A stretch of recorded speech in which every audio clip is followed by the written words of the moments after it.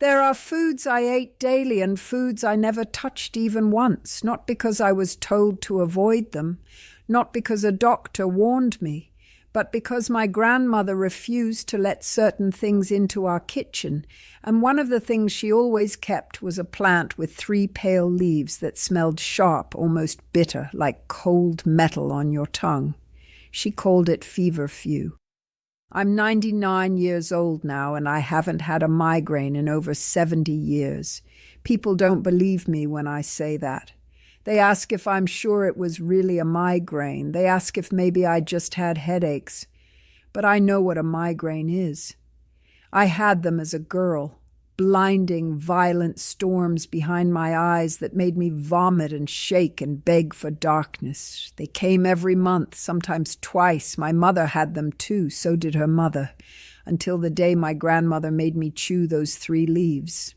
I grew up in a small farming village where doctors visited twice a year, maybe. If you were sick, you went to the elders. If the elders couldn't help you, you waited. Or you prayed. There were no pharmacies, no prescriptions, no pills in orange bottles with child-proof caps. There were just plants and people who remembered which ones worked. My grandmother was one of those people. She kept a patch of feverfew growing wild near the back fence, tucked between the rosemary and the nettles. It wasn't pretty. The flowers were small, white, unremarkable. But she tended it carefully.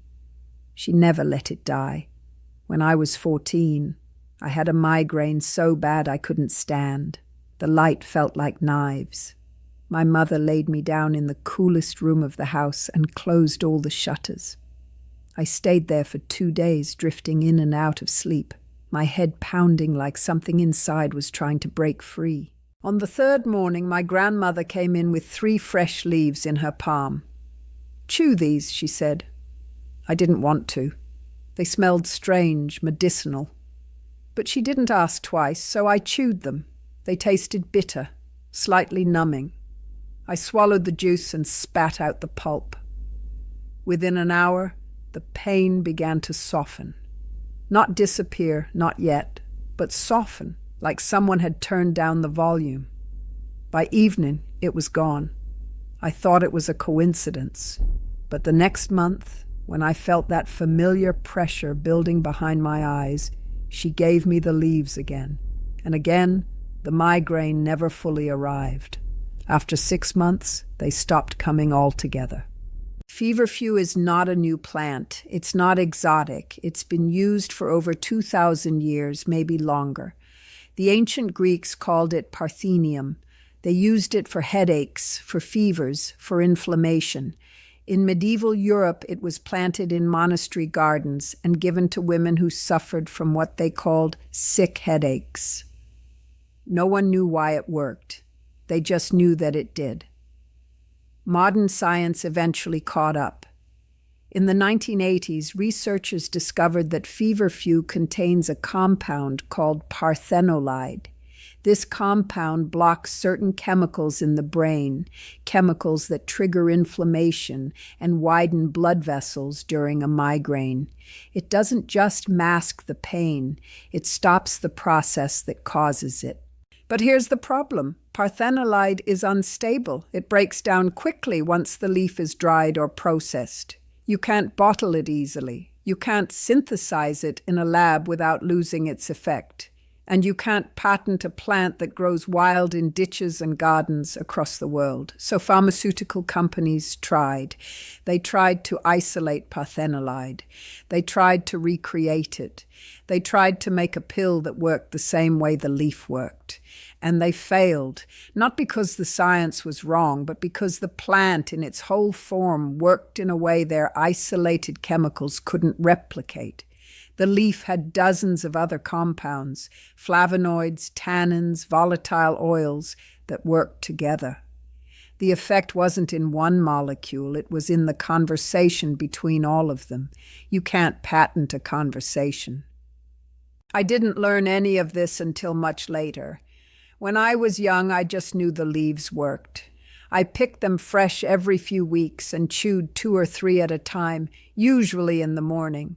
My grandmother told me to never stop, even when the migraines were gone. Prevention is quieter than cure, she said. I listened. As I grew older, I met other women who suffered from migraines. Some of them were bedridden for days. Some lost their jobs because they couldn't predict when the pain would come. Some took pills, heavy pills that made them drowsy, nauseous, distant. I told them about feverfew. Most of them had never heard of it. A few tried it. A few said it helped. But many couldn't find it. In the cities, no one grew it anymore. Pharmacies didn't sell it, or if they did, it was dried and powdered and sealed in capsules that didn't work the same way. The parthenolide had already degraded. The fresh leaf was the key.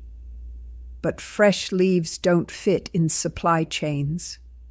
By the 1990s, feverfew had disappeared from most conversations about migraines. Pharmaceutical companies had released a new class of drugs, triptans. These were powerful, fast-acting, patented. They worked by narrowing blood vessels in the brain, stopping migraines within an hour. Doctors loved them. Patients loved them. Insurance companies covered them. And feverfew, the plant that had worked for 2,000 years, was quietly forgotten. Not banned, not illegal, just irrelevant. I remember reading an article once that said triptans were a breakthrough. And maybe they were, but I also noticed that they came with side effects: chest tightness, dizziness, nausea, rebound headaches. Some people couldn't take them at all, and they were expensive. A single pill could cost more than a week's worth of food. Feverfew cost nothing. It grew in your garden. You picked it, chewed it, and went on with your day, but you can't charge for that. I'm not saying feverfew works for everyone. I'm not saying modern medicine is wrong. I've seen triptans save people from unbearable pain. I've seen rescue inhalers save lives. I'm grateful for hospitals, for surgery, for antibiotics. But I also know that we lost something when we stopped trusting plants. We lost the patience to grow them, the knowledge to use them, the humility to admit that nature had already solved problems we're still trying to crack in laboratories. Feverfew didn't disappear because it stopped working. It disappeared because it couldn't be owned. I still grow feverfew today, just a small patch in a clay pot on my balcony. My granddaughter asks me why I bother. "You're almost 100, she says. "You don't get migraines anymore."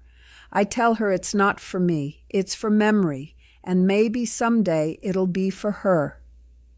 There's something I've noticed about the way we treat pain now. We want it gone immediately. We want a pill that works in 20 minutes that we can swallow with water and forget about. We don't want to chew bitter leaves. We don't want to wait. We don't want to grow anything. And I understand that. Pain is terrible. Migraines are unbearable. But I also wonder if we've traded patience for speed, and in doing so, traded wisdom for convenience.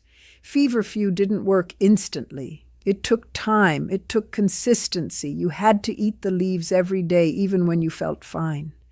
You had to trust the process. You had to believe that your body could learn to prevent the migraine before it started, rather than fight it once it arrived. That kind of healing doesn't fit into a prescription model. It doesn't fit into a 10-minute doctor's appointment. It doesn't fit into quarterly earnings reports. So it disappeared. I've lived long enough to see cycles. I've seen natural remedies dismissed, then rediscovered, then dismissed again. I've seen herbs called folk medicine until science proved they worked, and then suddenly they were rebranded, repackaged, and sold back to us at 10 times the price. I've also seen the look on people's faces when I tell them I'm 99 and haven't had a migraine in 70 years. They want to believe me, but they don't know how, because they've been taught that plants are primitive, that real medicine comes from labs, that anything natural is either placebo or dangerous. But I'm still here, and feverfew is still growing. Modern studies on feverfew are mixed, and I understand why. Some trials say it works, some say it doesn't. But when you read the details, you notice something. Most studies use dried capsules, standardized extracts, isolated parthenolide. Very few used fresh leaves. And that's the problem. The plant doesn't work the same way when you break it apart. The whole is greater than the sum. My grandmother didn't need to know the chemistry. She just needed to know what worked. And it worked. I don't expect feverfew to come back into fashion. I don't expect pharmaceutical companies to promote it. There's no profit in something you can grow yourself. But I do hope that somewhere, someone is still growing it. Someone is still teaching their daughter to chew the leaves. Someone is still remembering, because memory is the only thing that keeps old knowledge alive.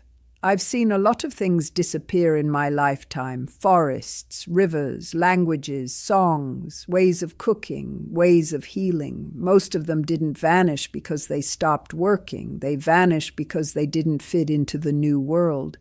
The faster world, the profitable world. But some of us remember, and some of us still grow feverfew. I am 99 years old. I've outlived most of my family. I've outlived 3 wars.